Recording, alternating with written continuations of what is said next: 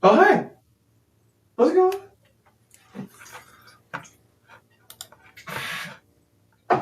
No three-putting in the chat writes the following. Was Sid parked on Highway 427 yesterday to catch a glimpse of Ronaldo? No, I wasn't.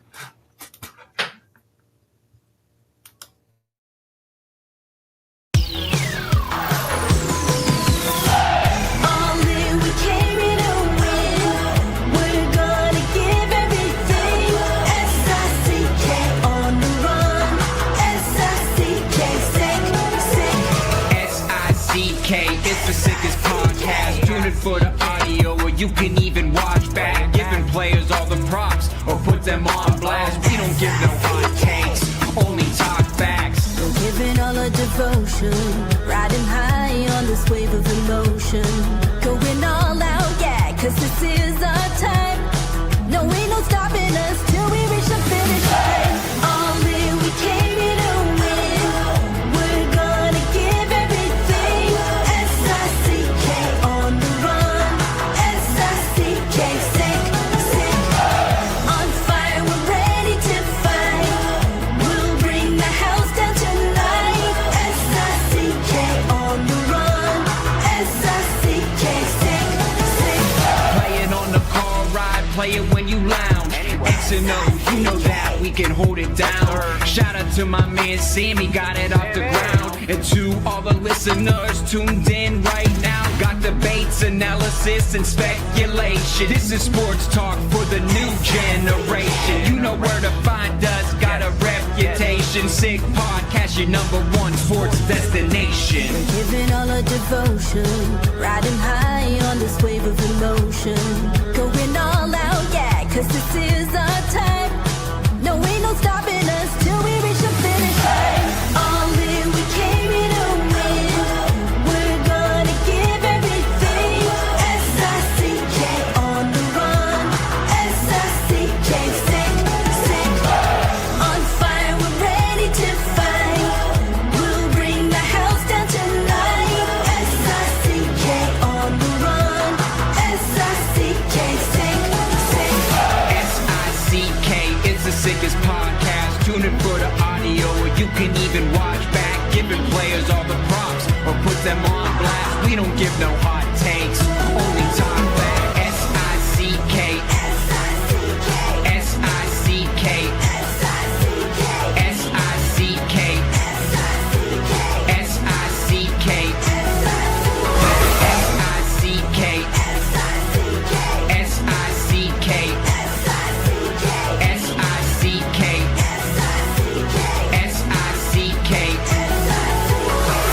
All in, we came here to win. We're gonna give everything. S-I-C-K on the run. S-I-C-K, sick. You are now listening to The Sid Seixeiro Show. Powered by Sick Media, the sickest Toronto sports show. Now, here's your host, Sid. What's up? Mic check for everyone in the chat. We may or may not be having technical issues to start the show. Can you hear me? Is everything good?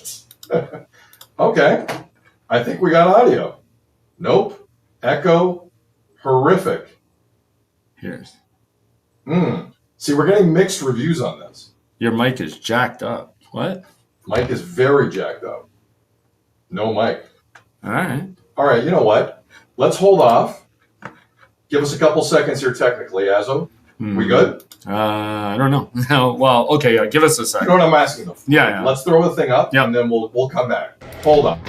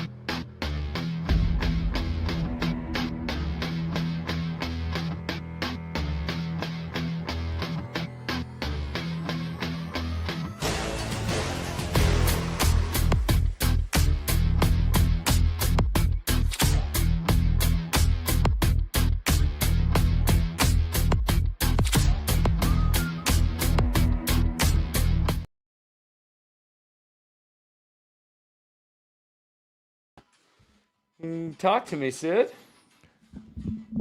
Oh, hey. Once again, the audience went up. I'm serious. The audience went up during our technical difficulties. No kidding. Mike is working fine. Yeah? Hey!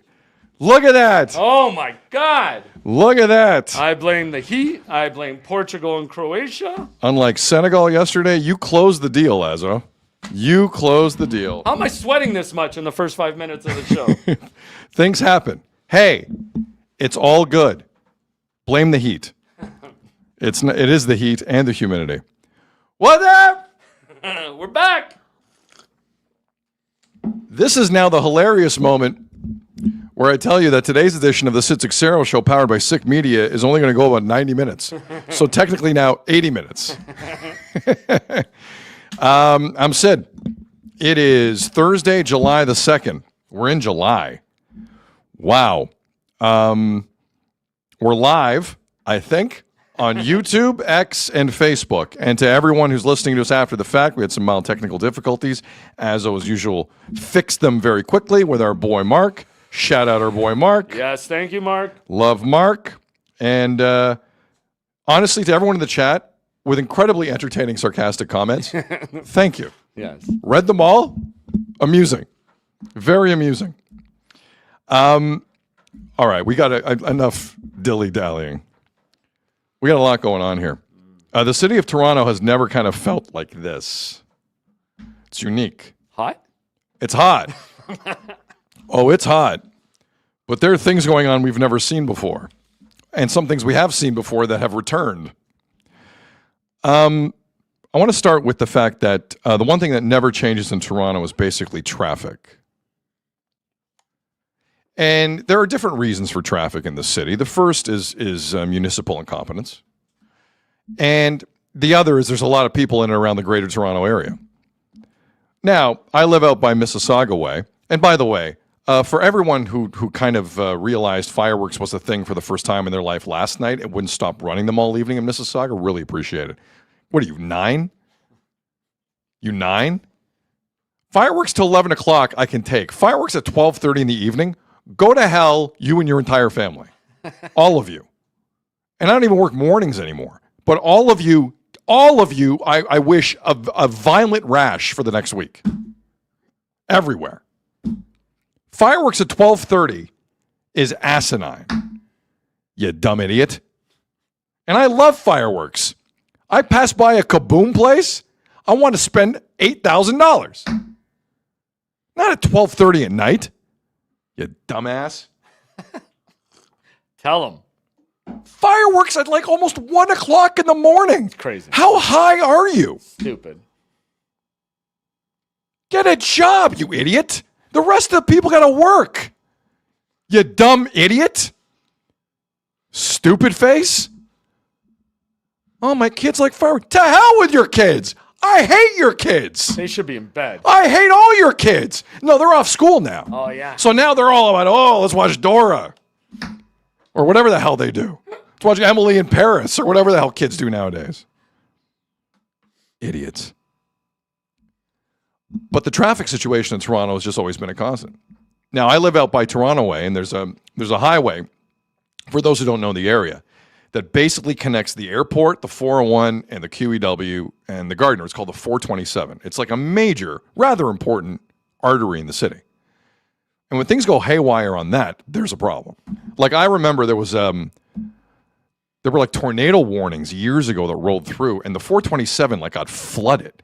Like, people are on the hoods of their cars because it rains so hard on the 427. Like, weird things happen. DVP is the same kind of thing, as it's old as hell. But the 427 is a major artery. Rarely do you see it, like, stopped. Well, yesterday you saw it stop. Why? Because Cristiano Ronaldo's in town. Portugal-Croatia tonight at BMO Field, World Cup round of 32. And Ronaldo touched down at Pearson International Airport with the rest of the Seleção, the Portuguese national team. And let's just say Portuguese soccer fans knew Ronaldo and the bus was coming down the 427. They basically stopped traffic on it in a very dangerous manner. For the record, I am not down with this. I don't like the OJ Chase feel to stuff like this. It's kind of dangerous. It's not cool. I love me some Portuguese national team. Don't like this kind of visual at the 427 in Dundas. Not a fan. But things happen. People are excited. Like if you go on your social media feed at all, the Delta Hotel on Bremner between Scotiabank and Rogers Centre has been overrun with Portuguese fans because that's where Portugal is staying before the game tonight. It's insane what's happening in town. And just one last nostalgic soccer feel to this Croatia-Portugal game tonight. It feels like one of Cristiano Ronaldo or Luka Modric is playing their last game for their country this evening. One of the two. Modric is 40. Ronaldo is 41, plays like he's 58. And whatever you think of either of them, they have combined to win 11 Champions Leagues between them. They're two of the greatest players of their generation. Modric is like elite level. Elite. So it's going to be an end of an era tonight at BMO Field. I don't know what's going to happen. I will be there. And this is going to be something else. This is going to be something else. So the city of Toronto has kind of shut down in terms of traffic for Portugal and Ronaldo arriving.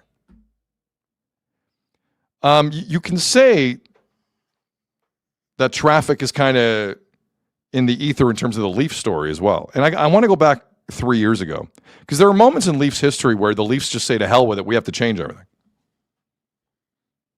So after the 2022 postseason with the Toronto Maple Leafs, and that was the postseason where Nick Paul, who is now a Leaf, beat their ass in Game 7 at home in the first round again, and the Leafs again didn't get past the first round. So in 2023, Kyle Dubas and Brendan Shanahan at the trade deadline are like, we need to fix this. And it was hands down the most aggressive trade deadline I've seen the Leafs had. That includes the one from last year or 2 years ago where they gave up a bunch of first rounders for like Scott Lawton and Brendan Carlo. 2023 was aggressive. Let me remind you what the Leafs did in 2023. Ryan O'Reilly in from St. Louis, Noel Acciari in from St. Louis. They got Jake McCabe from Chicago, Sam Lafferty from Chicago. They picked up Luke Shen from the Canucks, and they also picked up that incredibly lousy defenseman Eric Gustafsson from Washington. So the Leafs, in an effort to kind of push and to make a move, brought in a bunch of guys. I'll remind you, despite the fact the Leafs did finally win a first-round series against Tampa, the great John Tavares overtime goal that no one talks about anymore, it took a while to gel together with all of those guys. Like, sometimes it's not easy. It's not easy. Sheldon Keefe had some issues with that. And I know the Leafs won their first series, but then they got boat raced by Florida in round 2, and they never... Ryan O'Reilly's like, I don't know, there's a lot of attention here, I got to leave, and he left, and it wasn't great. I don't hate the effort by the Leafs in 2023 at that deadline to make a move, but when you bring in a lot of guys at the same time, the point is it gets tricky. It gets really tricky. Add a new head coach to that, I don't know what the hell's about to happen with the Leafs. So fast forward to yesterday on July 1st, and the Leafs essentially did the same thing. John Chaika and the Toronto Maple Leafs went ham and signed almost everybody after acquiring Darren Radish in a trade with Tampa. They acquired Nick Paul in a trade with Tampa. By the way, Nick Paul, another player Tampa doesn't mind being on a division opponent. Anyone worried about that? No? We're good? Okay. So Darren Radish and Nick Paul, Tampa have no issues with them being in the division. To be fair, the Celtics have no issues with Jaylen Brown staying in their division. That's a whole nother topic we'll get to in a second. But the Leafs yesterday, signing Sergei Bobrovsky, Jack Roslovic, 2 years, matches Matthews' contract. Colton Sissons, 2 years, matches Austin Matthews' contract. Brandon Duhaime and Teddy Bluger. And the Leafs were by far the busiest team yesterday. And a team, Teddy Bluger also 2 years, by the way, matches the end of Matthews' contract. The Leafs are addicted to spending all their cap space on July 1st. They have none left. So if Zach Werenski wakes up tomorrow morning, because he clearly isn't like a professional person that doesn't know whether to suck or blow, Zach Werenski could wake up one day and say, I want to be a Leaf. The Leafs have no room for that. None. Because they needed Teddy Bluger. Like, I've never seen a team. The pressure on the Leafs is so insane, they refuse not to spend all their cap money. I don't get it. Dylan Larkin wants out. Zach Werenski wants out. You have all these players around the league. Who knows who's going to ask for a trade next? You have no idea. The Leafs have no flexibility. None.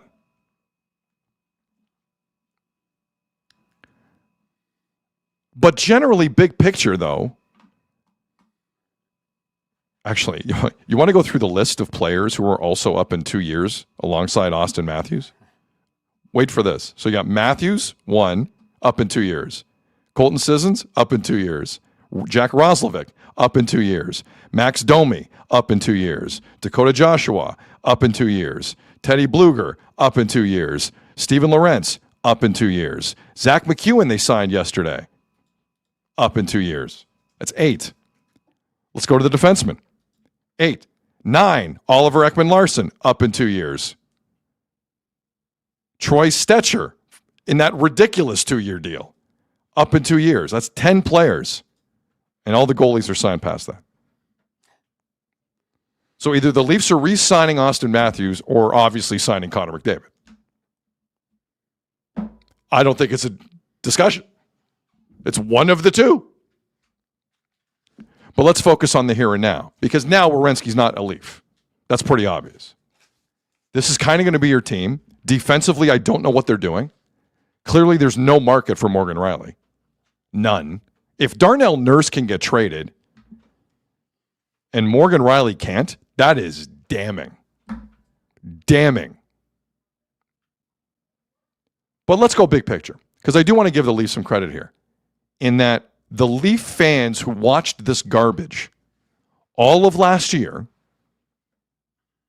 had kind of had enough and wanted to see some change. Well, you're seeing it. And I don't think it's unhealthy change.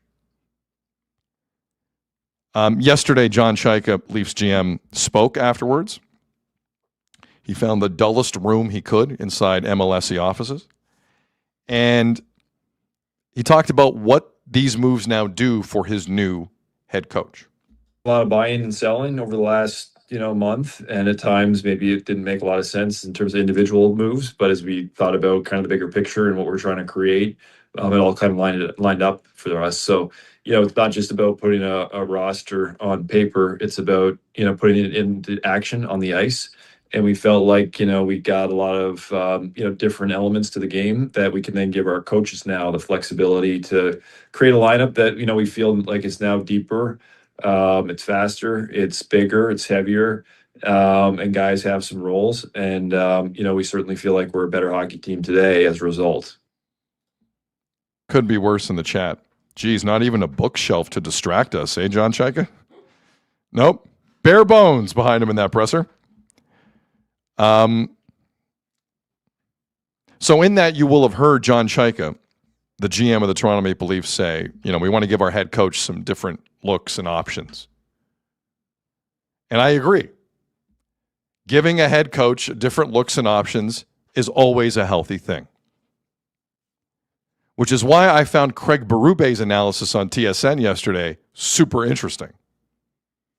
TSN brought in Craig Berube as part of their panel. I have to be honest with you, with the show that we were doing here and with England DR Congo going on, I didn't watch a ton of it. But Craig Berube on the panel, while the Leafs do all these things, is an interesting look to me. So, how does the now fired head coach of the Leafs, following last season, look at what John Shaika is doing with this roster and building the type of team that he wants to hand to new head coach Jim Hiller? Craig Berube, what do you think? Thought they added depth to their team today, some grit, some key players to play roles. Sissons, Bluger, and Roslovic. You got two guys with Sissons and Bluger. Hard-nosed players, penalty kill, check, do all the dirty work. That was a need for them, in my opinion. Some depth down there, and Roslovic, secondary scoring. And I thought they did a real good job of getting Radish done. Now you got a proven power play guy with a bomb up top, which, in my opinion, was needed there. So, and last but not least, signing a great goalie. In my mind's eye, it didn't happen this way. But hearing that clip, in my mind's eye, I envision a tear just running down Craig Berube's face. Depth role players, a bomb from the point on the power play, and goaltending. Now, to be fair, for most of his time in Toronto, those 2 years, had great to decent goaltending. Let's not rewrite history on that. But the rest of the stuff, the bomb from the point and depth, oh boy. Craig Berube is sitting there on TSN's desk yesterday, thinking to himself, must be nice. Now, this is the same guy who continuously played Kalle Järnkrok. So I don't know how much sympathy I have. He could have played anyone else. But the former coach that wanted all those things seems to be in favor of bringing in all those things. Bomb from the point, depth, and oh yeah, Bobrovsky, which we'll get to here in a second. Look, again, historically, it's tricky to have this much changeover. Jack Roslovic, I believe, has 1 goal in his last 15 playoff games. Like, this is not... This is... You know, I'm not saying he's Richie coming in as a first-line winger and that's going to be a disaster. I'm not saying that. But, like, it's complicated. And I don't know what kind of head coach Jim Hiller is going to be. No clue. But obviously, there were people inside MLSE who did not like what they saw last year and have changed it. Joseph Wall, gone. Dennis Hildeby, gone. Brandon Carlo, gone. Matthias Michelli, gone. Nick Robertson, gone. Simone Benoit, gone. I don't mind any of these changes up front. And by the way, Colton Sissons, modified no trade. Brandon Duhaime, full no trade in the first year. Jack Roslovic, no movement. How about that? No movement. Teddy Bluger, no movement. And Sergei Bobrovsky, the most no movement of all the no movements. He's not going anywhere. But I'm still looking at this defense with Darren Radish, and I don't like it. Sorry. I don't like it.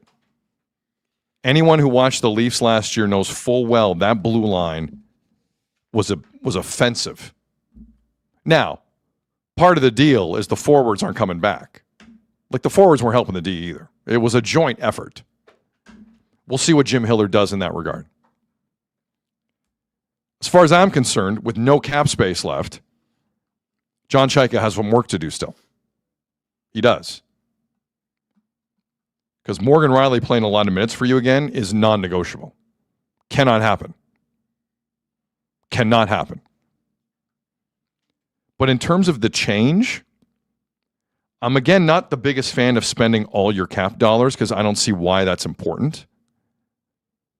Like, John Chaika talks a lot about flexibility, and true, and in a couple of years, yeah, they'll be flexible. But for the rest of this offseason, you're not. And it's a fluid situation out there in the National Hockey League. Why would you handcuff yourself? I don't know. I don't get that at all. But in terms of the players that have left, not one player has left this Leaf team that has upset me. Not one. So I'm fine with it. Is it perfect? We'll find out. But if there was ever a time the Leafs had to throw a stick of dynamite in their core, check that. In their depth, their core is the same, by the way. John Tavares still has to play a lot, so that's not great. But if they were ever going to throw a stick of dynamite in the rest of that roster, it's now. Now, one can also make the argument they've done this before around the edges, like a lot, right? Maybe not in goal. The Bobrovsky thing we'll get to in a second. That's not around the edges. But still, amongst your forwards, who's going to play the most? There's the rub. For those of you still on that hill and you're willing to die on it, I understand. Because what no one's talking about in this city is, once again, your guys are your guys up front, and Jim Hiller's probably going to play the hell out of them. Like every other coach in this city has. That won't change. Breaking news. Oh, boy. Jeff has a party. Good afternoon. Hey, good afternoon, Sydney. What is it? Alexander Ovechkin is coming back next season. Yeah. Wow. 1-year deal. Whoa. There you go. So as I rip the Leafs for still running it back with the core, the Washington Capitals are going to do the same thing. Just curious how they use them. They used them in such limited role last year. They're going to use them. They're going to be like, those Italian gardens where they have wood holding up the tomato plants? Yeah. They're just going to put a stick through the spine of Ovechkin on the power play, put him on that one side. That's it.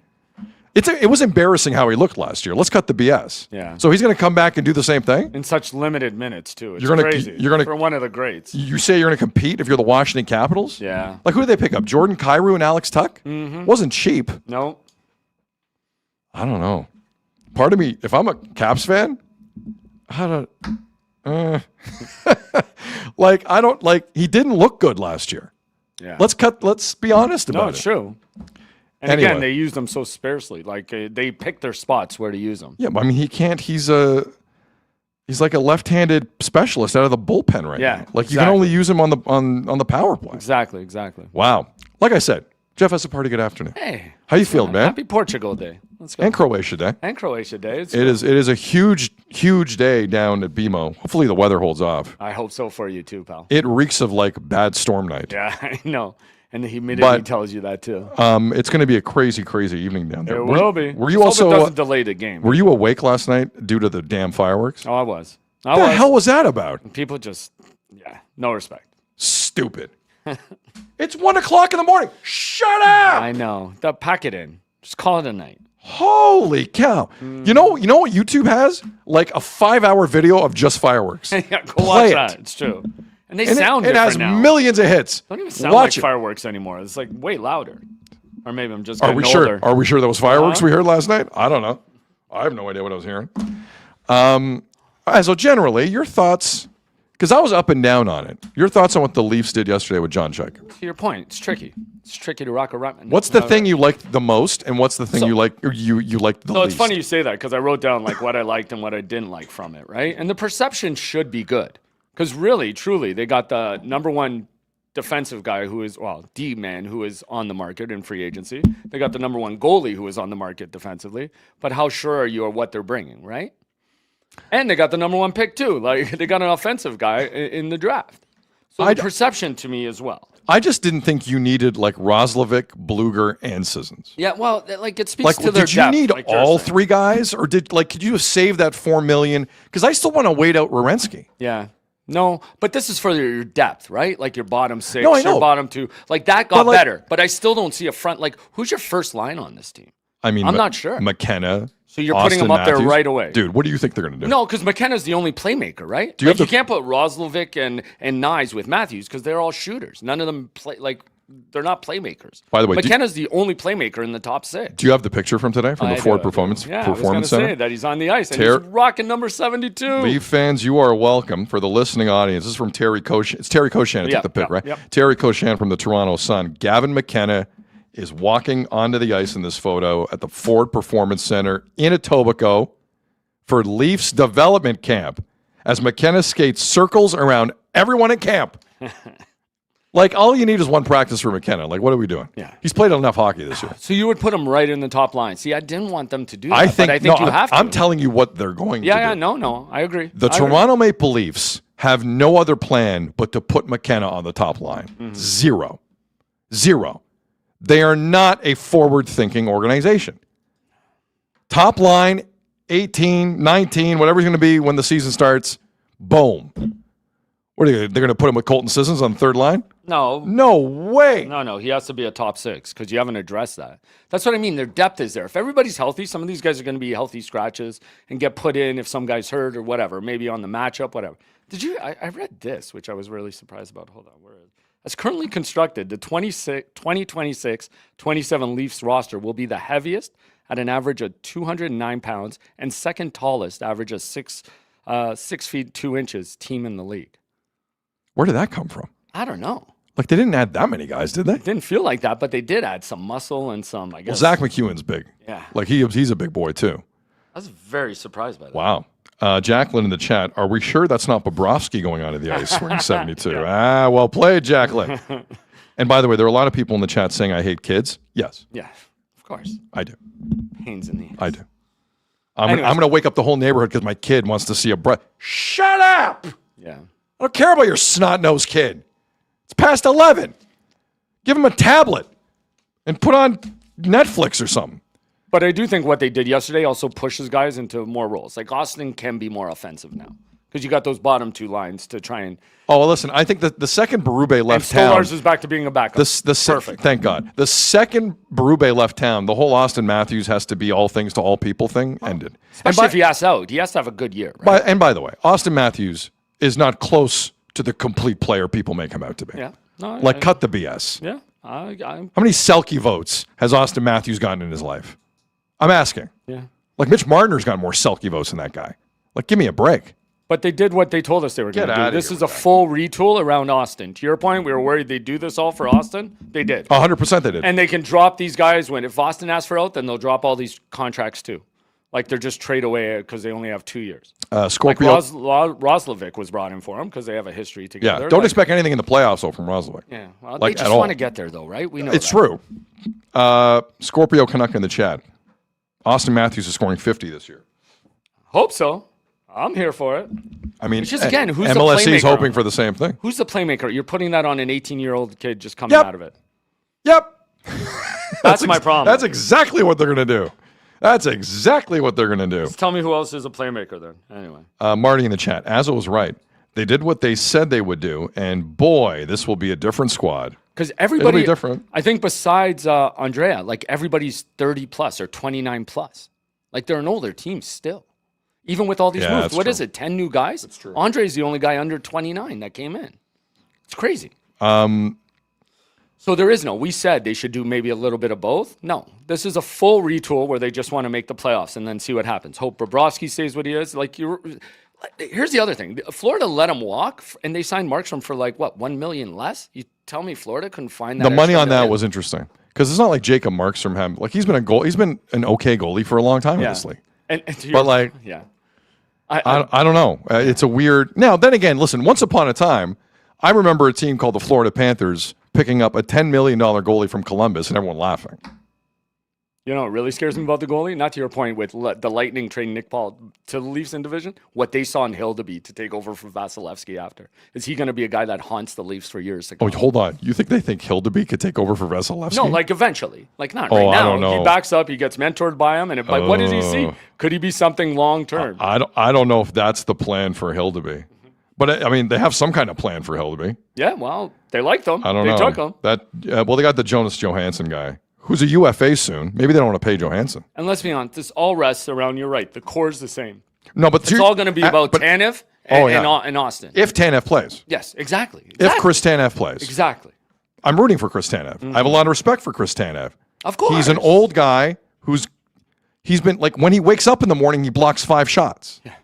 Like, that's the life he has lived since he was 22 years old or 21. As you get older, the concussions, the body breakdown, like, it's a lot, man. By the way, the goaltending situation for Tampa, Azzo, in terms of their plan, because Vasilevsky signed for 2 more years, Jonas Johansson, 1 more year, and Hildeby is like an RFA up until 2029. Right. So they're looking at, it's the bodies game in Tampa, potentially. Or they're just going to go get but I told you, Connor Hellebuck. I expected them to make a move with Hildeby. I can't believe it's to Tampa. There's a lot of people in the chat, to no one's surprise here, Azzo, who believe Gavin McKenna is up to be a first-line winger with Austin Matthews. But right away? Right away. Right away. A good team wouldn't do that, right? Like, am I Wow. wrong in that? The Leafs aren't a good team. They're a desperate team. Like no, I'm who telling needs you. a playmaker more? Is it Austin or is it John Tavares, who can barely skate? Like, he's still your second-line center. He needs a play. Easton Cowan was making Tavares look pretty good last year. You have a At times he playmaker was, like yeah. McKenna? Like, McKenna could almost help Tavares more than he can help Matthews. I am with Gavin McKenna starting with Tavares all day and giving Easton Cowan, who went down to the American Hockey Right. League and put in his time, when quite frankly, I don't think they would have pushed him if he said no. And I'm fine with Easton Cowan starting next season on the top line with Austin Matthews. 100%. See, but this is the growing consensus. I see it a few times in here. Everybody sees Nyes, Matthews, and Roslovic together. But they're all shooters. Like, who's the playmaker there? Kay Wilson in the chat, gonna ruin McKenna. I hope not. No. I don't know. I heard Bukala again say he's ready to play in the NHL. Like, he Is that is what? at the pub. Sorry, Bukala is saying Yeah, but Gavin I don't McKenna's know, ready. Like, he didn't say where, but he says he is, because they went over who he thinks is NHL ready, and he listed 5-6 players. Like, that's what made this draft a little bit special, and he did have McKenna at the top. Really? That he can step into the NHL and make a difference. Okay. I just don't know if it's on the top line right away. Like, to me, that worries you. I'd rather start him on the second, see how he does, and move him up if you can. Like, there's a lot, like Space Cow in the chat, ease McKenna in, don't rush him. Scorpio Canuck, McKenna's 100% ready. And then Naz in the chat, we're in July. Take a pill on where guys are going to play. Nope, this is the Leafs. But I'm not taking a pill on that. But to your point, like, they've handcuffed themselves with the salary cap. What else do you see coming besides a big? I'm trade? stunned they spent all their money yesterday. Yeah. Now, again, Max Domi might not start the year. For sure. Maybe a I little believe that. LTIR. I wish Max all the best. It was a scary-ass story from Domi. For sure. But I think some of those signs tell you he's not going to be ready. He's not going to be ready. But that's still $4 million. Like, if you didn't sign one of Bluger, Sissons, or Roslovic, coupled with Domi's injury, that's $8 million. Yep. That's basically Werenski. Yep. What Leaf fans, let me ask you this right now. Are you comfortable living in a world where you have no money right now to spend if on a given morning Zach Werenski wakes up? Because we've seen him change his mind already 3 or 4 times. If Zach Werenski, the reigning Norris Trophy winner, wakes up and tells Columbus, trade me to the Leafs now, you're okay with the Leafs not having the financial flexibility for that? For Teddy Bluger? What? Smart team would. It's an addiction with the Leafs, Sazo. Yeah. It's an addiction to spend that money at free agency. I've never seen anything like it. It's crazy. Like, Elliot Friedman, right before we came up, had a report that the Ducks are sure someone is going to offer sheet Leo Carlson. And the Ducks have told everyone, go ahead and try because we have $35 million in salary cap space. So good luck. We'll match whatever the hell you throw at this 21-year-old center. So you're Leo saying that's Carlson. why the Leafs have no young guys, because they don't want anybody offer sheeted. Yes. Right? Yes. They're playing the long game. They don't want anyone to They're playing the offer long sheet. They're game. young guys. Yes. All 2 of them. But that's the crazy part to me. Everybody's 30 and up. So it is for right now. Everyone signed for 2 years. Yeah. It is a retool all around Austin. Scorpio Canuck in the chat. Werenski isn't staying in Columbus, guys. That's the point. I agree with you. I've been thinking so more- why don't you have any cap space available? Is he this year's Quinn Hughes? Like, does he start the year and then if things go off the rail at the beginning? I am still not convinced. Let's just jump ahead and do that statement now. Okay. I am still not convinced Zach Werenski is starting the season. Okay, because let's do this now. Because when we went off air yesterday, it felt like the big story, Bobrovsky aside. We'll get to Bobrovsky in a second. The big story, Bobrovsky aside, was Zach Werenski in the Columbus situation. Yep. We all woke up. CJ had the reporting. He turned down a trade to Dallas Crazy. with Thomas Harley going the other way, and all hell broke loose. And on top of that, he wants to go to either Tampa or the Leafs. So as the morning progresses, late morning, early afternoon progresses, Darren Dreger reports, maybe Judd Moldaver, his agent, and also Austin Matthews' agent, and Don Waddell and Columbus, they're just smoothing it out. And then last night, what was it, 6 o'clock? Yeah. Something like that, Eastern? The Blue Jackets put out 2 statements, one from Don Waddell, the other from Zach Werenski. I'm going to read your Werenski statement. Don and I have had very open and honest dialogue since the season ended. Ideally, this wouldn't have become such a public thing, But that is the world we live in now, and everything got blown out of proportion, in my opinion. I want to win, and I want to do that in Columbus. He continues. As I've thought about things and discussed everything with my wife and family, we want to be in Columbus. It has been my home for the past 10 years, and I've always been proud to be a Blue Jacket. We have the best fans in the NHL. I love my teammates and coaches, and I'm looking forward to doing everything I can to put us back in the playoffs to compete for a Stanley Cup. This team has never seriously competed for a Stanley Cup, ever. Don and I are completely aligned on that and are excited about what's to come with our team. I wipe my ass with that statement. That's one of the most BS things I have ever heard in my life, okay? Now, that statement says I want to win a cup in Columbus. He doesn't say he's going to resign in Columbus. He insinuates he may show up for training camp. That's all he's saying. I don't think that's possible at this point. The other reason I don't think this is possible, and as if you could pull the clip from April the 15th, let me know when you got it. I got it. This is the one I've been talking about for a while. So on April the 14th, that night officially, Columbus blew a pretty decent lead in the standings or situation they were in terms of making the playoffs. They lost 6 straight at home, and they do not make the playoffs, Columbus. Rick Bowness, the interim head coach, loses it on everyone, saying they're lazy and they don't hate losing. One of the great rants I've ever heard on a podium by a coach. I got the audio of Zach Werenski the next day on April the 15th. I'm pretty sure most of you haven't heard this. So I want to let this run for a minute and a half. Let's let this go. I'm not going to interrupt. But again, this is a day after. It's true. I won't interrupt this. Really? I'll interrupt you. Okay. I'm not going to interrupt Zach Werenski. You tell me if Zach Werenski is good with Rick Bowness, who I think 24, 48 hours later was given an extension. So Rick Bowness is staying in Columbus. This is Zach Werenski about the comments of Rick Bowness after the season. And he's obviously heated in the moment, and rightfully so. I feel like we obviously let it slip, and I think some things,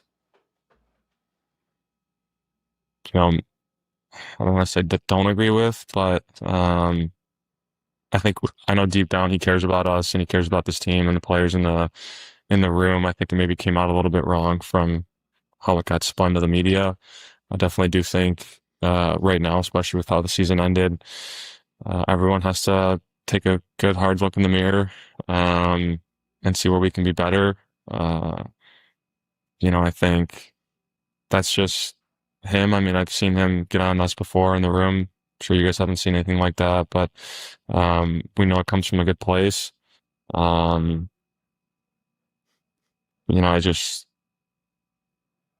feel like it maybe, I don't know. I don't want to speak on his behalf, I guess. So I think we know it comes from a good spot, but I definitely do think it's tough to see. Yeah. Do you feel things need to change in that room with the players? Not just as players, but like just the build of that team, how much the desire is in there to win or the hatred of losing? Well, I think I'm not trying to sit here and go at it with Bones, like back and forth. I have a ton of respect for him, and I think he loves us as players. We love him as a coach. I don't agree, like, that's how guys in there feel. I think guys do hate to lose. I think we need to learn how to win. And I definitely think he can help us with that. I mean, he's been around for so long, and he's been to finals, and he's been to the playoffs a bunch. And I think, his knowledge of how to get into the playoffs and how we have to play this time of year. We do need to learn that, but I don't think it's right to say that we don't hate to lose and we don't care. Like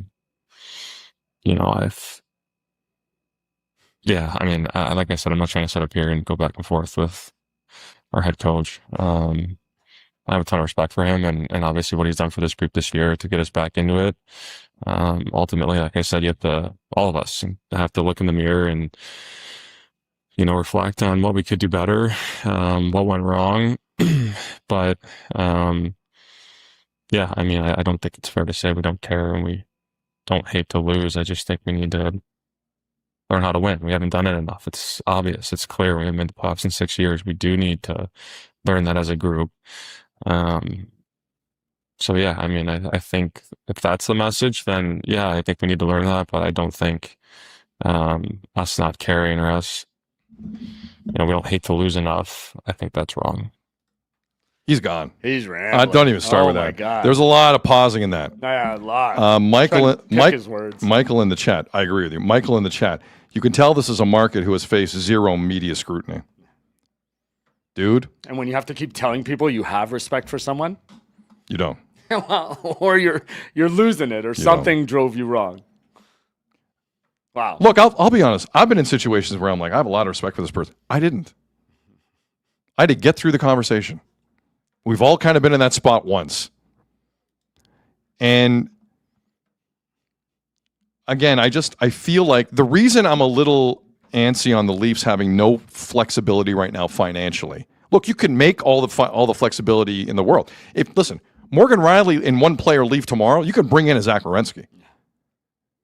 Find me the team that's going to pick up all of Morgan Riley's contract, and I'll applaud you. The Sharks took all of Darnell Nurse yesterday. Find me the team. Yeah. So I'm of the opinion right now the Leafs are out of the Zach Werenski business. The reason I would like to stay in the Zach Werenski business is because Werenski and Columbus, in terms of these types of stories, are green, man. They have the media down there is minuscule. They're good, but they're minuscule. They never get heat the way they got yesterday morning. The Columbus Blue Jackets, from strictly a hockey standpoint, they've dealt with a lot of tragedy, as we know. And the Babcock thing was self-inflicted. Those were different stories. I'm talking a classic modern-day hockey story like this. They have no idea how to handle it. Werenski walked into a world that he did not understand, and it scared the hell out of him yesterday. It was obvious. The Norris Trophy winner. Part of that, as a team, I would also be a little worried at. Oh, you can't take that kind of heat? Yeah. Sorry.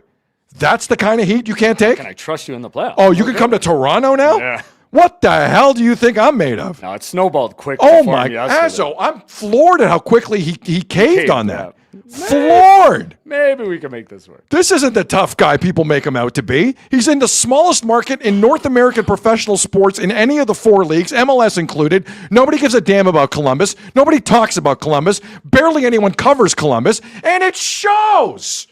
The second there was any news on this guy, no, everything's fine. No. Everybody's pointing out how they spelt his name wrong in the statement, too. Did you catch that? Oh, my God, did they? At the top. Look at the top. So thank you guys for pointing that out. And they said maybe they changed it. They spelt his name? They just switched up the N and the S. They put it in the wrong spot. They did it on purpose. Maybe. They did it on purpose. Nice catch. I am not spelling mistake catcher. I know. That is not who I am. You think that is outrageously good. Christopher in the chat, soft as a pillow. Yeah. Oh, there was a pillow fight yesterday, and it was in Columbus. It wasn't in the Pacific Division. It was in Columbus. The more I'm talking about this out loud, Leafs, walk away. Good for you. You did the right thing. This market would eat this guy for breakfast. He's joining Austin. They'd make Mitch Marner look like Chelios in this market. True. Like that, no chance Werenski can take it here. No chance. Unapologetically, this market's tough because they care. You stay in the market with 2 cameras and ports line, and that's it. That's fine. You stay there. What a joke that was yesterday. He's turning down offers to great organizations yesterday. That's what I said. Like a hot shot. He can't spell win. Unless someone carries him in the Olympics. Dude, him and Heiskanen would have been such a good pairing. I need a better explanation than he just wants to stay in the East. That's why he turned that down. Because that's not really West Coast either. Like, they're on Central. Did you find that as pathetic as I did yesterday? Yeah. I know I'm way harder on him than most people. Give it a few days, yeah. He'll change his mind tomorrow. But it has been, I don't know. Change his mind tomorrow, this guy. Anyway, thank you for running that clip. Yeah, no. Thank you for grabbing. Ridiculous. Mikey in the chat. So what I hear from this is Sid has a lot of respect for Zach Werenski.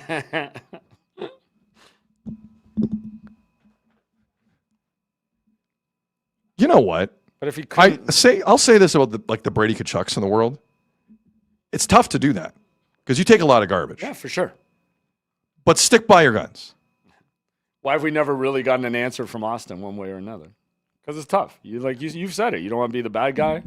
You don't want. It comes with it. But Austin's coming at it from a totally different space in that he knows the place and he saw Mitch, right? Yeah, exactly. 100%. Now, in a million years, if Austin Matthews leaves the Leafs the way Mitch left, God help this organization if he does.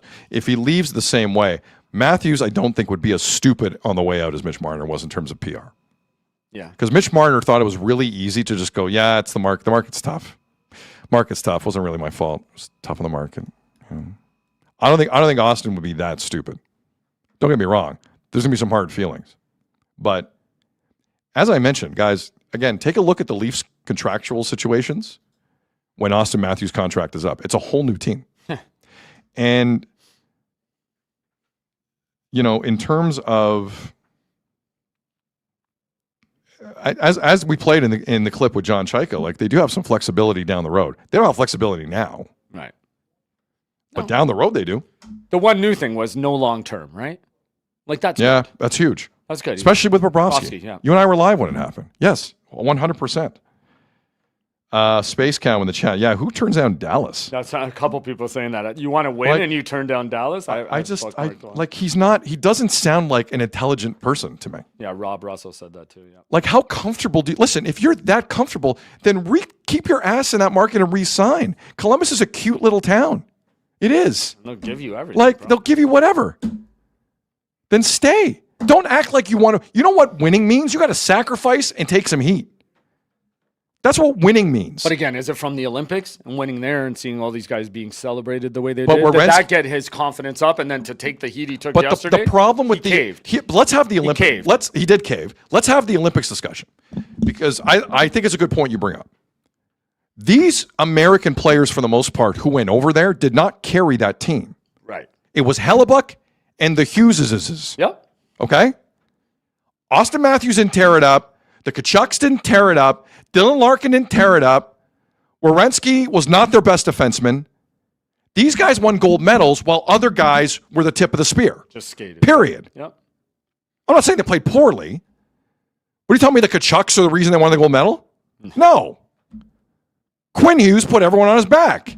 And Hellebuck. And those guys are okay with all the smoke. They're fine. But now they want to win. And on top of that, if you win in this league, guess what? You're now Quinn Hughes.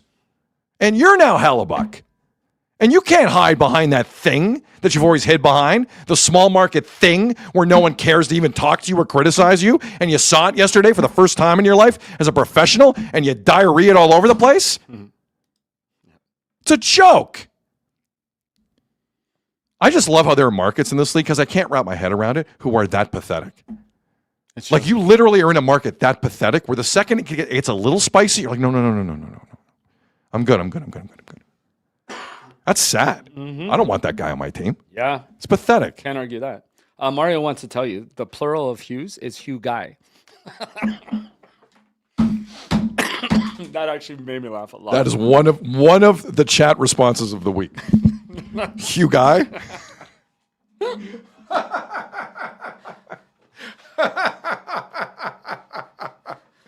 Oh, damn.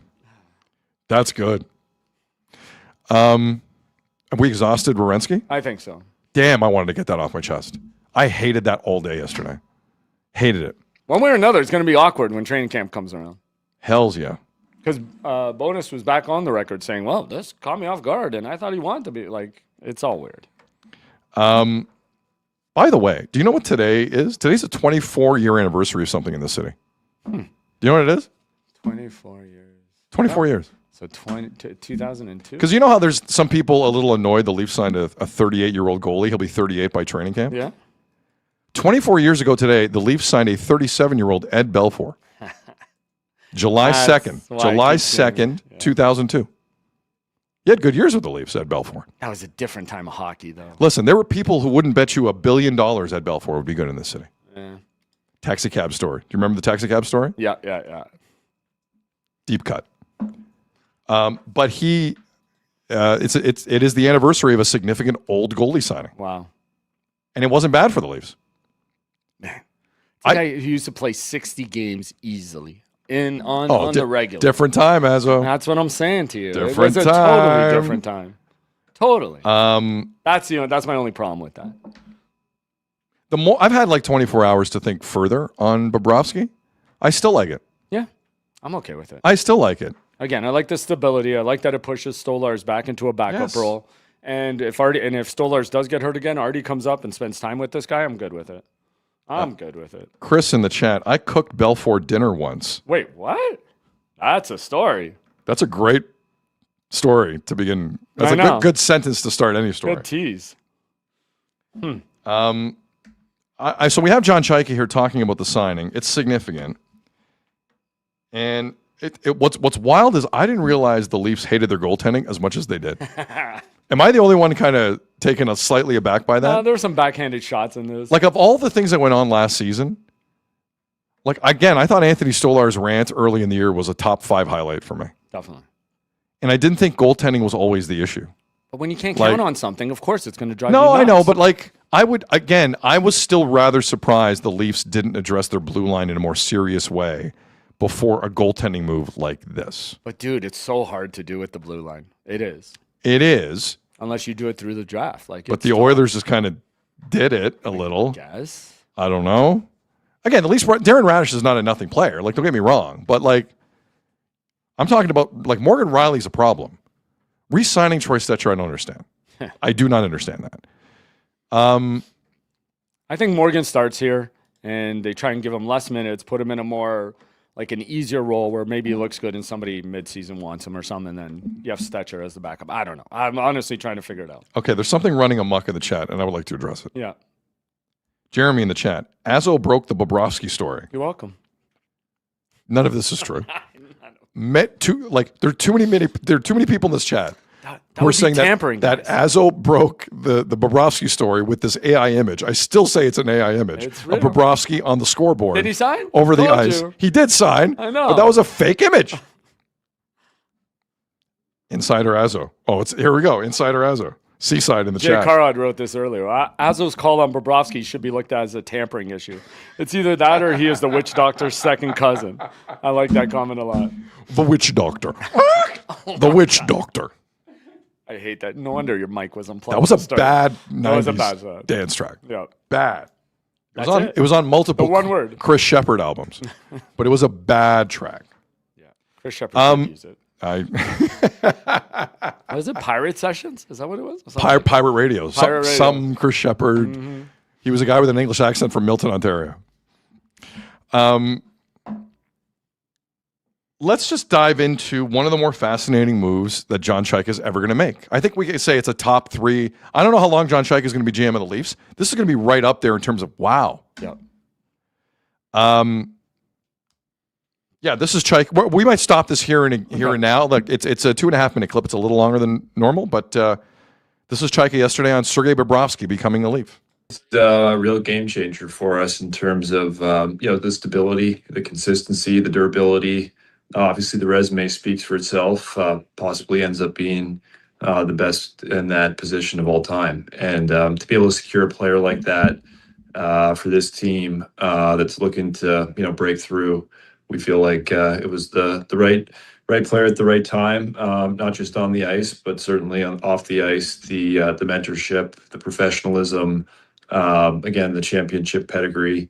When we thought about it, all different angles, the full package just made a lot of sense. And you always have your own opinions, but to actually be able to land a player of that caliber, he's looking to win. I think it says a lot about the organization. It says a lot about the ownership and a lot about the player leadership. He really believes in these guys, which is great. Couple things. Mikey FC in the chat. If I ever see Azo in public, I'm buying him a beer. I appreciate that, Mikey. Joke's on you. He doesn't drink. Wait, what? What? Huh? And he said, John Chaika in that, I didn't address one thing. He said he could go down as one of the greats of all time. I did hear that. Okay, easy. I think he's a Hall of Famer. I don't think it's a conversation. 2 Vezinas, 2 cups, yes. Sergei Bobrovsky's going to the Hall of Fame. And to your point, a guy who's faced a lot of criticism in his career when he first signed that contract and everything he did, and he battled through those years, and he ended up winning the Stanley Cup, right? Like, Two, sorry. Two. Jern in the chat. Sorry, is Azo straight edge? No, I was kidding. Hook it to his veins. Yeah. By the way, Why only one, Mike? Everyone's commenting that you're not wearing a hat today. You are. I think it's camouflage. Oh, they're trying to say, they're being cute. Yeah, they're John Cena. It took me a while to figure it out too, but I think I got it now. All right. Yeah, it's a little John Cena-ish. Can't see it. Sorry, is there people in the chat thinking Sergei Bobrovsky's not a Hall of Fame goaltender? No, really? Come on, man. Yeah, definitely. Come on, man. Remember all the sound bites early in his career too? He's a Hall of Famer for that. Too. Oh yeah, dude. Why you gotta be so mad? Let's continue with John Chai. All right. I'm wondering what gives you the most confidence in Bobrovsky's ability to, I guess, bounce back after a down year in Florida and continue to play at a high level deep into his 30s. Yeah, look, I think it's the body of work. I think it's who he is as a person. I think it's his habits, how he approaches the game, his body. Just an impressive guy overall. So, as we think about it, if we're going into a game 7, and we're thinking about goalies and how important that position is in a position like that, is there another goalie in the world that we'd want in net for us? And the answer would be no. We'd prefer to have Sergei Bobrovsky, and that was a big part of it. Hey, John. Okay. My only criticism of John Chuck yesterday is this. Can we stop thinking in playoff terms with the Leafs of, well, if we win, we have to go to a game 7? Like, it's not a major thing to me, but like, get that mentality out of your head. Yeah. How about the Leafs win a series in 5 once? That's a good point too. How about that? Yeah. Like, just random thought. Yeah. Why is it always the game 7 with the Leafs? Mm-hmm. If we're in a game 7, we'd rather have Bobrovsky. Well, yes, but how about build a team that wins in 5 or 6? Yeah. No, it's bang on. It's a little comment from him yesterday, but it kind of was like, that's a schism in the organization. That's a Leaf disease issue. But it is also like they hung on to the point that a guy bailed on them in game 7. Oh, you think that's a Joseph Wall rip Yeah, too? 100%. Oh, I didn't take it as a Joseph Wall rip. Maybe. Yeah. Maybe. Like we can't have a guy we can't trust where hours before the game he just bails. And thank you for the chat for pointing out. I was thinking Brizgalov, not Bobrovsky. Oh, it was Brizgalov. You're right. Yeah. But Bobrovsky had his moments too. I thought Bobrovsky had some good quotes. He did, right? Like Chris Betty in the chat. It was a shot at Joseph Wall. Okay. I think so too. Wow, I think so. I don't hate Joseph Wall the way some people hate. I hate that game 7 thing. Yeah, that was always something that drove me nuts. All right. How we never got a reason and he just bailed an hour before the game. Is John Chaika taking shots at Joseph Wall in the press conference? Well, even the stability and the consistency, like it's a bit of a shot at Stolarz too. Yes, but Stolarz has always been that guy. Yeah, well, they banked on him. Why is anyone surprised? Anthony Stolarz can't play a lot of hockey. You're right. It's crazy. Yep. Let's go. Okay, Bobrovsky's a guy you signed into his 40s. It's not specifically about him, but what makes it managers now more willing to maybe sign guys into their 40s than maybe a little bit ago? Well, I think it's a unique, every one of those decisions is unique. And, it's one of one. Like, that's not something I want to make a habit of doing as a general rule.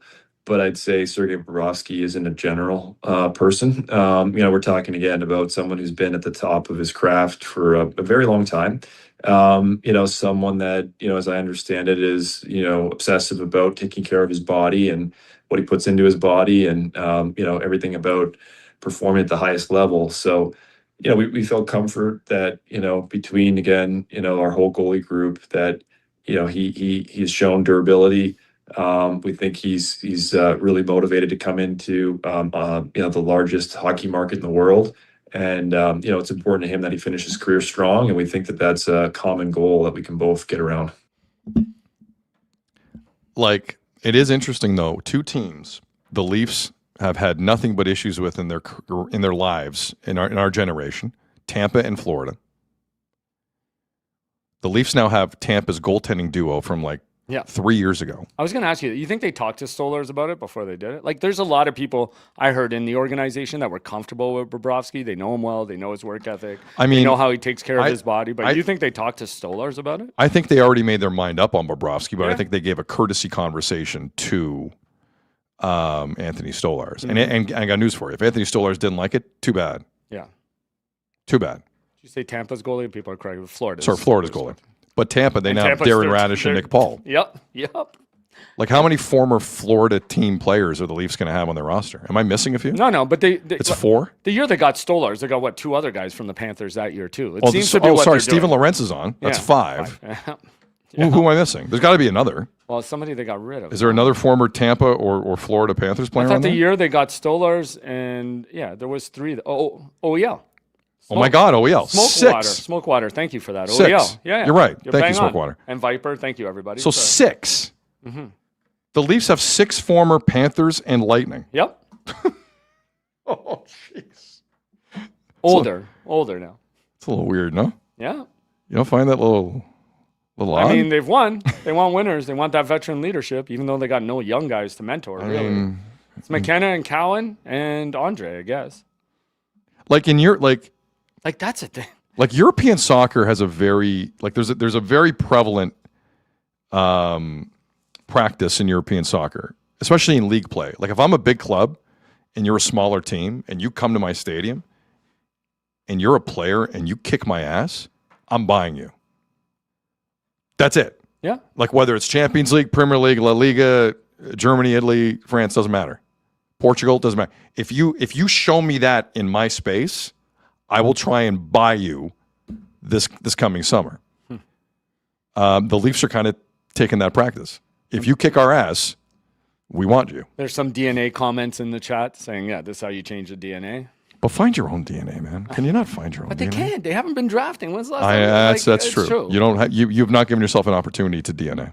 And then to your point, these guys letting these guys go, and what's left in the tank. And your DNA is still some floating guys up front, or well past their prime. John Tavares's. That's or Morgan Riley's. That's your DNA. Yeah, that was the end of the clip, right? Yep. Oh, so Chaika. Okay, because we're going to wrap this up around 1:30. Let's roll through this. Chaika was also asked flat out about Zach Werenski. And again, he did this press conference before the dual press releases by the Blue Jackets were released.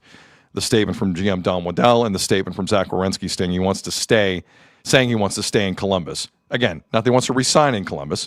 He wants to stay in Columbus. He signed for another 2 years. So question first, then response from John Chaika on Zach Werenski.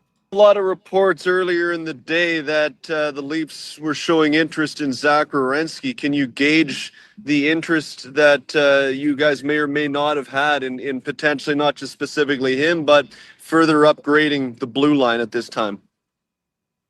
Yeah, I think our blue line's in a pretty good place overall. I'd say can't comment on any specific players, but as a general theme, we were able to put this roster together by actually adding futures, if you look at it. So, for us, we maintain kind of our future flexibility and capital. And, as players do become available or there's opportunities that we want to pursue, we maintain now the flexibility to pursue those things. So, that was a big part of this is, we want to be the best possible team we could for this year, but also continue to build for the future and build up some capital to then add to this team at the right time. And we think we achieved that today.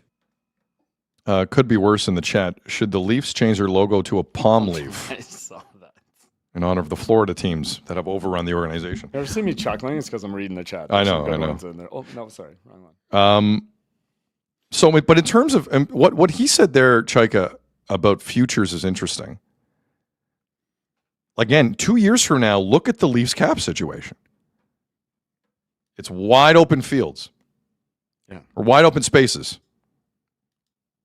Dixie Chicks. They're not called the Dixie Chicks anymore. What are they called now? No idea. I can't. Forgive me. I lost track.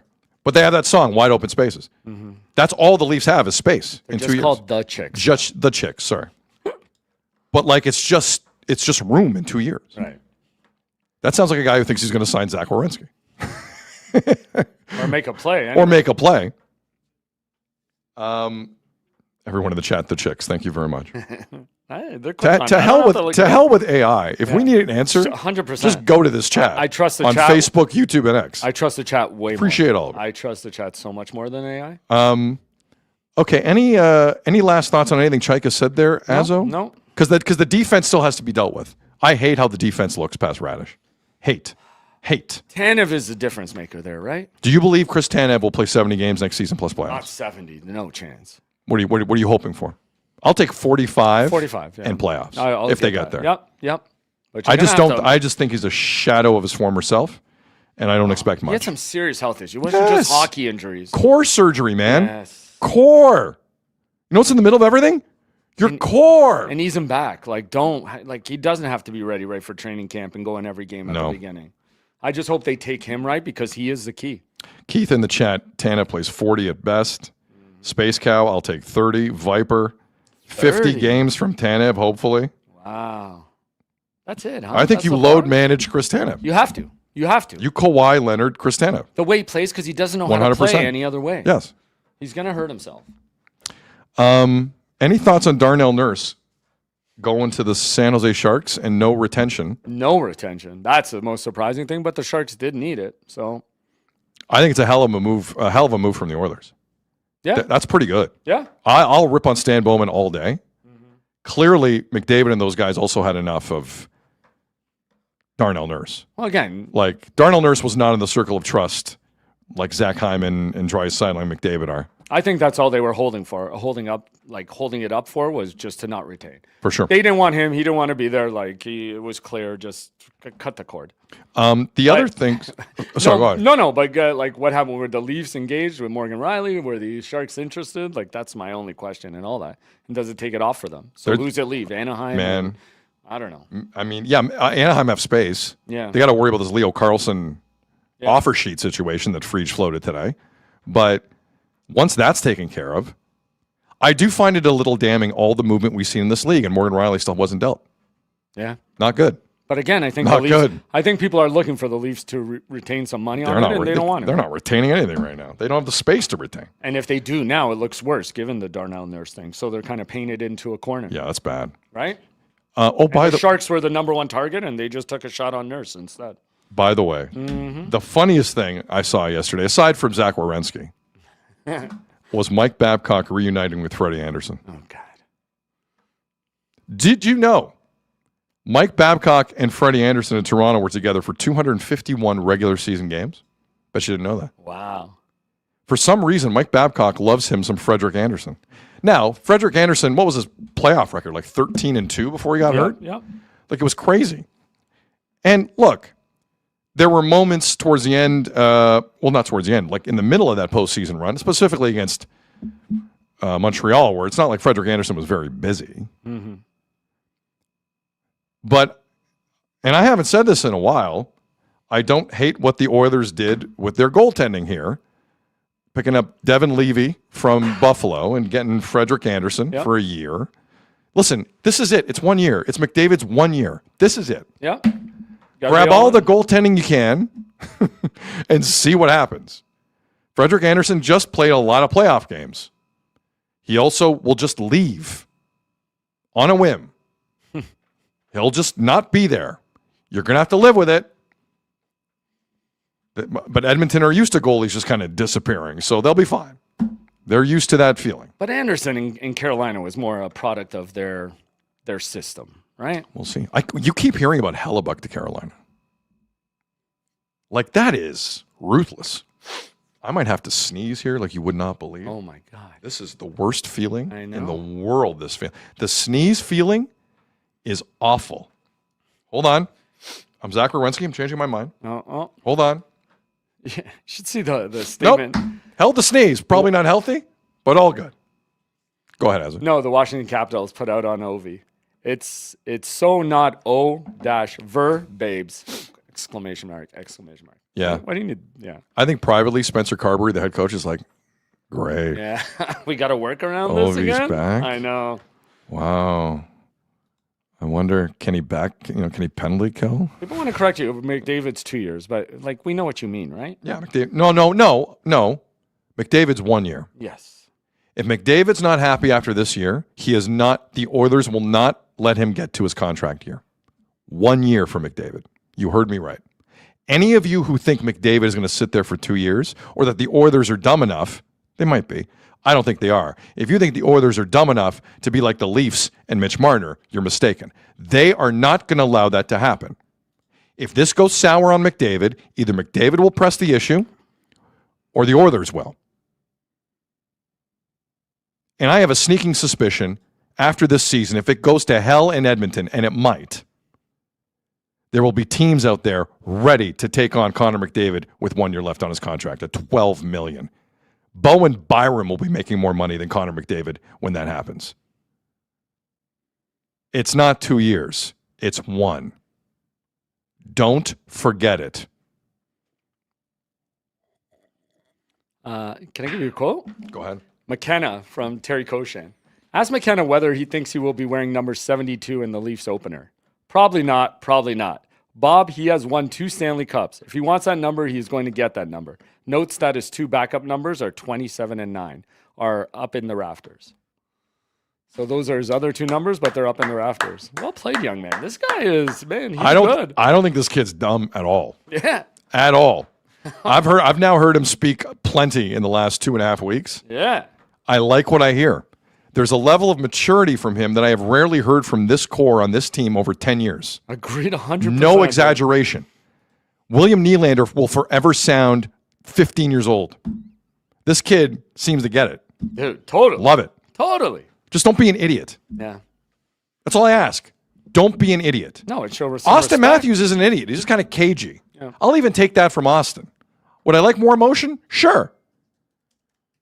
But Gavin McKenna, heaven forbid someone in this town give an honest hockey quote. Mm-hmm. Heaven forbid. Good for you. So he gets to start new. Just start a new number. Let's go. But what if Gavin then demands a 93? What if he just goes ham and wants one of the other numbers? No, he wouldn't. Yeah. How dare he? He wouldn't. He wouldn't. His number 1 backup was 27, which we know was Daryl Sittler. You can't do and Frank 27. Mahovlich. Can't do 27. And 9-2. So, yeah. What's the most? Hold on. Let's look this up. What numbers have never been used by the Leafs? Can you? Been used by the Maple Leaf. It's got to be online somewhere. Yeah. This is hilarious. Oh my God, I have them all. There are 18 jersey numbers that have never been worn by a member of the Toronto Maple Leafs. 58, 64, 66 cannot be used because of Mario Lemieux. Mm-hmm. 68, 69. Sorry?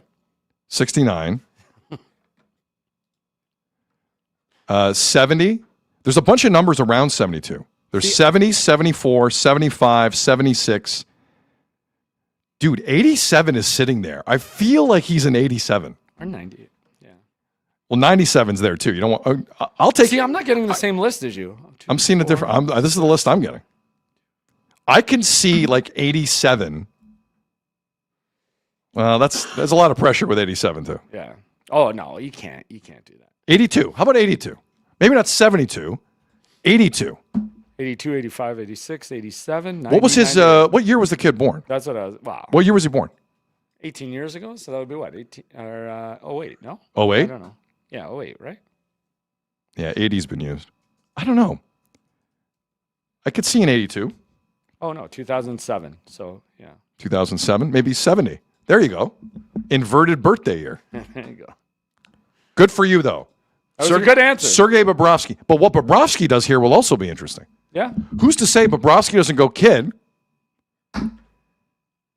Just buy my, I don't know, get some Taylor Swift tickets for my kids and I'm good. Mm-hmm. You can have the number. I don't know. We're about to see a lot here. Yeah. But I love the answer. Again, you Love the answer. Nailed it. Love the answer. Oh boy. And by the way, Sonny Maeda in New Jersey, the dick move of the day yesterday. Yeah. Did you see this? So Utah spends all their money. They have a restricted free agent in Barrett Hayton. And I think they only have $3 million in cap space. And the New Jersey Devils and Sonny Maeda put in like a $4 million offer sheet to Barrett Hayton.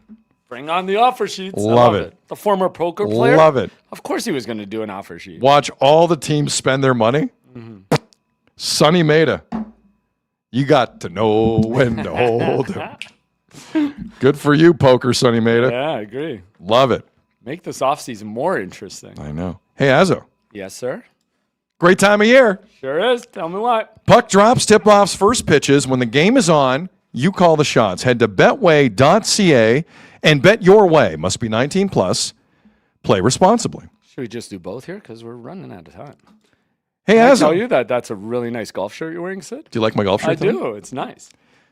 Clothing for today's show provided by Ed's Fine Imports, Markham, Ontario's #1 clothing store for the last 20 years. Formal, casual, they've got you covered. Brands like Psycho Bunny, Blue Industry, Page Jeans, Nobis, Gitch, Bugatti, Paul Batenley, 7 Downey Street, Tommy Bahama, and so much more. Ed's Fine Imports, just north of McCowan in the 407. Go to the store in person or go to edsfineimports.com online. Tell them Sid sent you and get 15% off your first purchase. Tell them Azzo sent you. You owe them $50. Ed's Fine Imports. I love people in the chat saying, no, he can't take 97 just in case in a year or two. Oh, get out of here. Guys, I'm going to say this again. Connor McDavid is never playing for the Toronto Maple Leafs. He's never doing it. Never say never. Don't ask me how I know. I just know.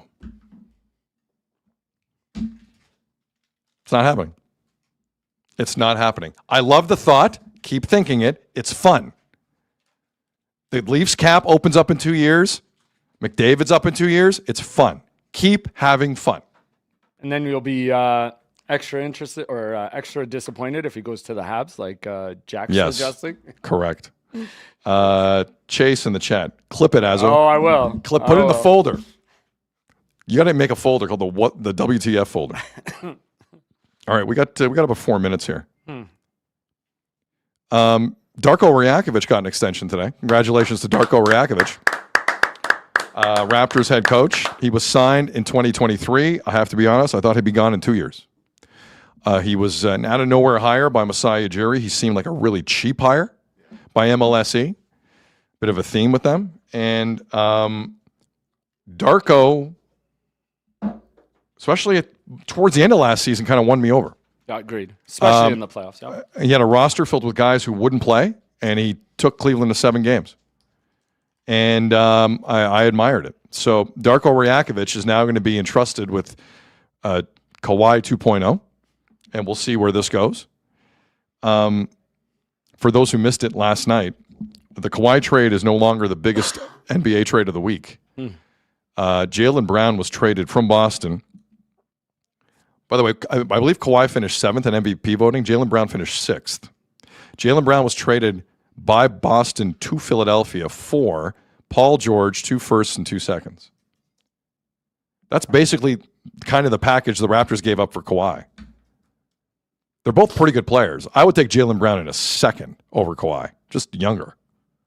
Now, Kawhi's a better defensive player. Even in his older age, Kawhi's still a better defensive player. But Jaylen Brown is a better... I'd rather have him as a distributor as well and a scorer. Like, he can do all the things for you, Jaylen Brown. Yeah. Jaylen Brown also is really smart and doesn't suffer fools. And that's kind of part of the problem based on what you're reading on the way out of Boston. He was doing a lot of streaming. How dare people stream online? But Jaylen Brown was traded in the division. Again, another in-division. That's got to be the biggest in-division trade in professional sports history. I agree. It's crazy. Other than like Babe Ruth to the Yankees. I don't know if they were in the same division technically, but it feels like they were. The other thing, Azzo and I quickly want to bring up here, is the rumor has it DeMar DeRozan wants to be bought out by the Sacramento Kings. Final year of his contract. That's what Yahoo is reporting. Azzo, let's put something on the table. Do it. Since it's Old Lang Syne week with the Toronto Raptors, if DeMar DeRozan gets bought out by Sacramento, would he sign with the Raptors? I think he would. You think so? I think he would. I think the feelings are still a little raw with DeMar DeRozan. Yeah, well. Now, I'm not saying the Raptors need DeMar DeRozan. DeMar DeRozan's still the mid-range shooter guy who does basically nothing else for you. Sure. But since we're here, why not bring it up? Do you think the fan base would welcome back DeMar DeRozan in this weird concoction of memories that the Raptors and Bobby Webster are cooking for us? And he finally gets to play with Kawhi, the guy who was traded for. I think the fan base would do it with the global ambassador. Is he still the global ambassador? Oh, the global ambassador would hate it. Yeah, can you block it? Drake is the global ambassador when he feels like being the global ambassador. Right. Yes. Right. Yes. Yes. Johnny 5 in the chat. We need a big. Yep. True. Jakob Poeltl, his back could go out at any time. And right now, and by the end of that season, all I can give you is 20 minutes a night. That's all I can give you. Yeah. So I love people who think the Raptors are some kind of contender in the East with no center. Great thought. Way to work that problem through, guys. That makes sense. Christopher in the chat, hard feelings forgiven for DeMar. I don't know. I think there's. I just want to say this before we wrap it up. There are elements of DeMar DeRozan that I will eternally love. Of course. Because no one loved being a Raptor more than DeMar DeRozan. Agreed with Nobody. that. Yep. Nobody. In a franchise whose history is laced with betrayal and get me the hell out of here, DeMar DeRozan cared about the city and the organization, and he played like it. Could he beat LeBron in the postseason? No. Lots of people couldn't. And was I probably harder on DeMar than I should have been, given that context? Yes. And a lot of us probably were. Well, we wanted to see him win here because he wanted it. He wanted had it. to. And in the playoffs, sometimes he didn't show up. His game got, he wasn't getting the calls. His game stayed pretty stagnant. Like, they needed to trade him to get over that hump. And Masai didn't want to trade him. Right. Cost of doing business. Yeah. With a prime Kawhi Leonard. Prime. I would welcome back DeMar DeRozan with open arms. What's Kyle doing this year? I think he's going to get a one-day contract to retire a Raptor. The GROAT. I mean, why don't you just sign them both? Yeah, right. Is Kyle Lowry on your bench like the worst idea? Because the other thing is the Raptors have no bench. Their guard play needs some help. Like they need bodies in there. So if we're bringing back a 35-year-old who's running from the FBI and Kawhi Leonard or whatever he's running from. Well, what if they do it at the same press conference? Do you think they'll do a press conference to introduce Kawhi They again? better. They have to, right? Yes. But they do it at the same time? Because people have questions. Yeah. Wow, but is Kawhi going to answer any of them? I don't know. And what can he say? Listen, Because the investigation's still ongoing. that's okay. Yeah, ask it anyway. Yeah. All I want is Steve Simmons and Rosie DiMano to be in front of Kawhi Leonard. That's all I care about. But And Michael Grange. Grange doesn't suffer fools either. Yeah. Grange would ask the tough questions. Josh Lewenberg would ask tough questions. Yeah, without a doubt. Come on. Without a doubt. I would welcome back DeMar in a second. Yeah. I don't think you see what they need, but to hell with it. Since we're in this nostalgic feel with the Raptors, do it. Limited minutes, whatever. Whatever. I did hear the Clippers are the favorite to land him. He's going to go home. That'd be classic Clippers pick. It would. It would. Okay. Guys, Are you ready for today? Come on, man. I gotta go. Yeah. There's a soccer game tonight. Oh, is there? I didn't hear. Hope you get home okay. No more traffic shutdowns. I may transit this one tonight. Oh boy. I may transit this one tonight. Oh boy. Well, you're the king of transit down there. Yeah. See, it's so much easier. From where I live, it's not a long train ride at all. No. And on top of that, my favorite parking lot is shut down because the city of Toronto is shutting it down every World Cup game day. So I can't drive down anyway if I wanted to. Of course. That's fine. I'm not bitter. Yeah, Portugal, Croatia tonight, 7 p.m. Eastern. I might have some Justin in the chat. Hydrate. I will also take a hydration break during the game. You better. I'll pay $38 for water and I'll be fine. We need you tomorrow to hear about it, for sure. At the minimum, I'll FaceTime in and Azzo will be in this room and put me through to our system. I will be FaceTiming on this show at some level, either in person or with my face in the screen. I'm expecting you. You and I have not done this show remotely, Yeah. whether it's you or I. I show up every day, bud. It's true. He has attendance on me right now. It's true.